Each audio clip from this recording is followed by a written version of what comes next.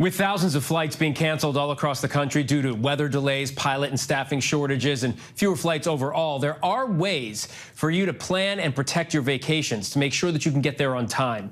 Joining me now is David Slotnick, senior aviation reporter at The Points Guy, with some tips during this so-called sold-out summer. David, welcome and thanks. Appreciate it. Thank you for having me. Thanks. Nice to be here.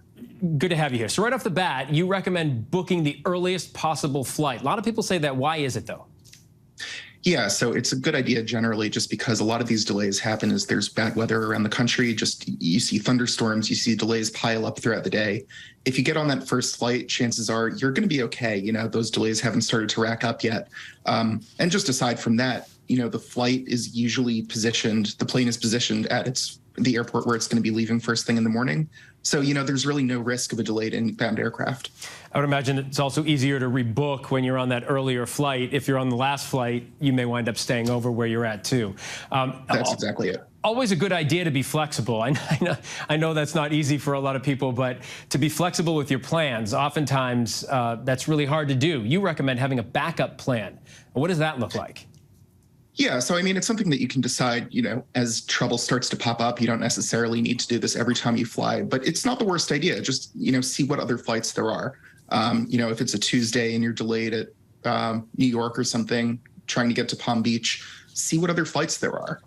You might be able to get yourself on one if something gets canceled. You might be able to, you know, ask your airline to change you onto it, but it's just good to know what else is out there. A lot of the times when you go to customer support and ask for help, you know, they just see one option that pops up, or they just look at the closest option. If you know what else is out there, you can sort of help them find what's going to work best for you. Right. And that's when the frustration begins, one option.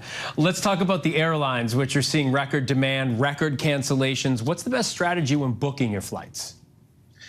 You know, it depends whether you're looking really for the best deal or the most reliability. One thing that we say a lot is that if you book one of the network airlines, so Delta, American, United, you know, you have a better chance. They usually have agreements with each other where if one of their flights is canceled and one of the other ones is flying to the same place, they might rebook you on that other airline. It's called interline agreements. It's just a way to help get people where they need to go. The low-cost airlines, which cost less, and that's a big benefit, don't necessarily have that. So if you end up getting stuck or canceled, there are fewer options. You might have to pay out of pocket to rebook your own ticket. So, you know, that's just one thing to keep in mind. Aside from that, just being early, being on that first flight, it really makes a world of difference. So we're seeing a lot of this. I'm sure you are too. Massive lines at ticket counters at airports all across the country, sometimes even stretching outside of the terminal. Is there a better way to get help if you have a delayed or canceled flight?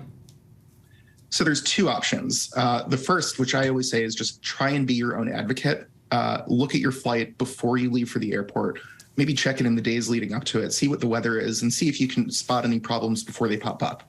If that happens, you can go into the app, you can go on the website, and usually you can handle these problems yourself. You know, you can rebook onto a different routing or a different flight that day. And it's just very easy to do yourself. If that fails and there's a cancellation at the last minute, you're at the airport, one option is to try going to the airline lounge. Sometimes, you know, you might have access to it through a credit card or something without even realizing. But you know, if you go there, there are reservation agents who are helping passengers. They're helping people get rebooked. And the lines tend to be a lot shorter. So, you know, that's just always an option. And the big three airlines, at the very least, have that.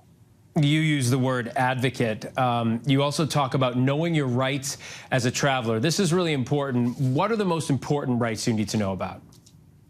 So the key is if the airline cancels your flight, you are entitled to a refund. There's no question about that.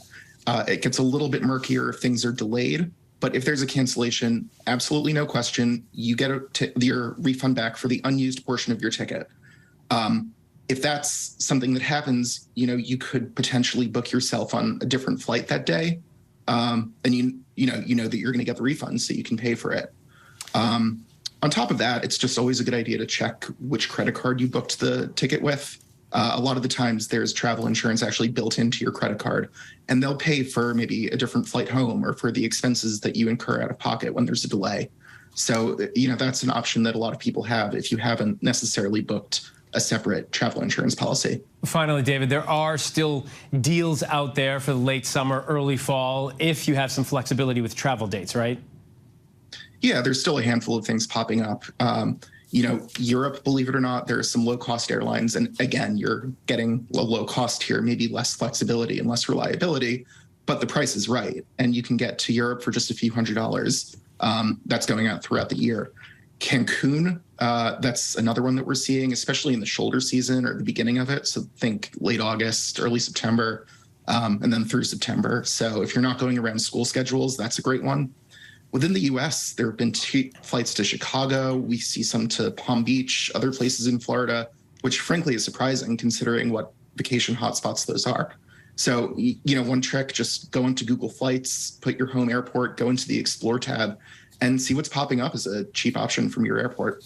I'm just sitting here listening to you with these tips, and I'm thinking it's great that we're even having this conversation, because a year, 2 years ago, right in the heart of the pandemic, we weren't talking about this kind of stuff. So it's a little bit of normalcy returning. All great tips for making your summer travel and beyond less stressful. David Slotnick, senior aviation reporter from The Points Guy. Thanks so much for taking the time. We do appreciate it. Thanks very much.